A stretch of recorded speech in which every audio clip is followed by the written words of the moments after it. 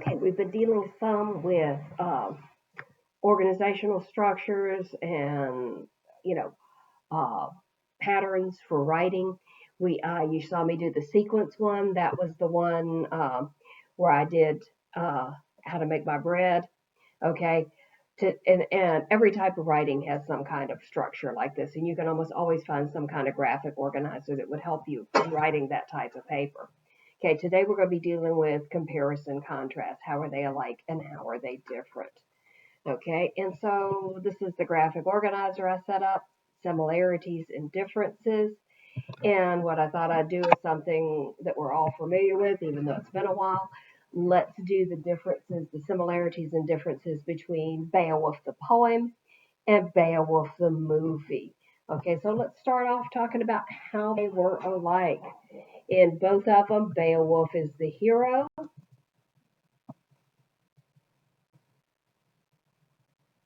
He sails to Denmark to help Hrothgar, and all you have to do is fill this in. Okay, Hrothgar is the king in both of them, of Denmark.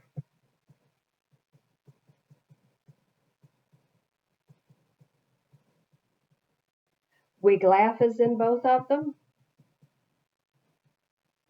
Is a loyal warrior to Beowulf in both of them. Although in the poem he's only in the last one. Grendel and his mother are the villains.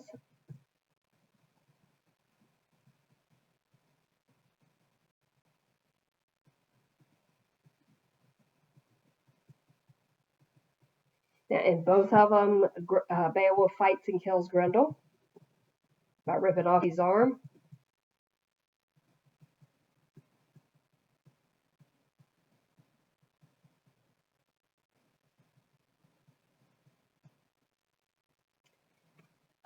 There's a dragon in both of them that Beowulf fights.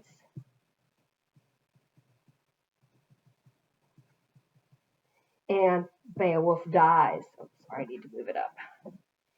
And Beowulf dies after defeating the dragon.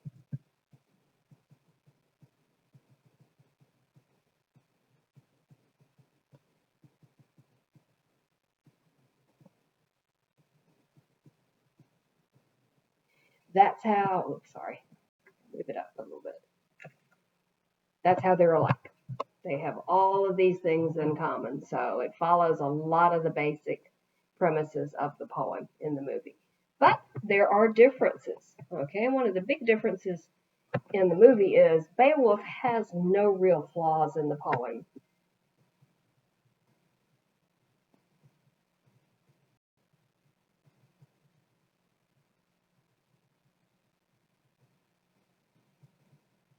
He's just this perfect leader in the poem.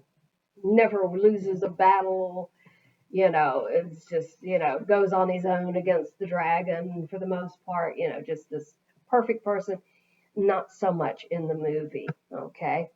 In the movie, or in the poem, Hrothgar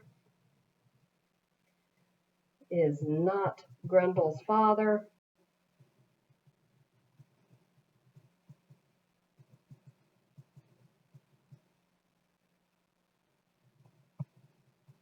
He is in the movie. That just leads to a lot more conflict, okay? Hrothgar doesn't commit suicide in the poem.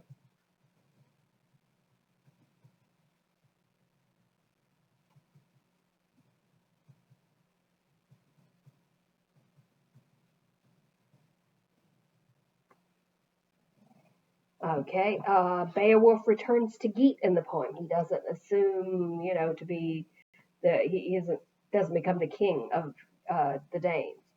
So Beowulf returns to Geat in the poem after defeating Grendel and Grendel's mother.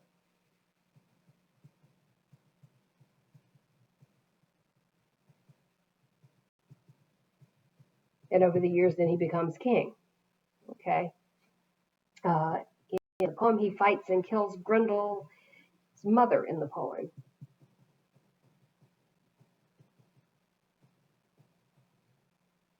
lops off her head.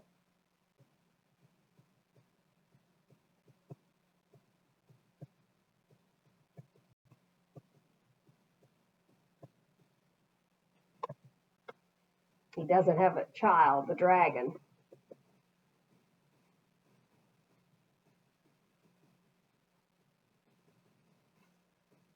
And definitely in the poem, she doesn't look like Angelina Jolie. She's got scales and talons, so I wouldn't say that's Angelina Jolie. Okay. Uh, Beowulf doesn't marry in the poem that we know of, or have a piece on the side.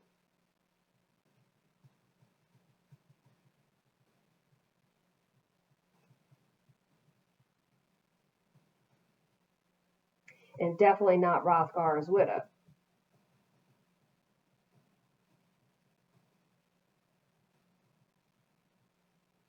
And the dragon is angry in the poem because someone stole a gold cup, not because he's mad at Beowulf for not recognizing him as his child.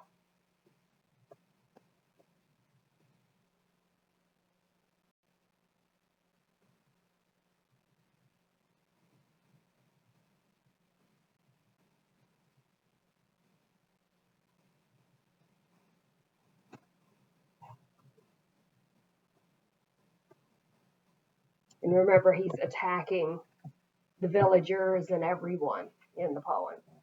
Okay, so this is just how you would brainstorm for a comparison contrast. Sometimes in a comparison contrast, there are a couple of different ways you can format it. You would put all of the similarities in one poem, and then the other way, and the differences in another. So that's one way you can structure comparison contrast. All I want you to do, though, is just the graphic organizer here.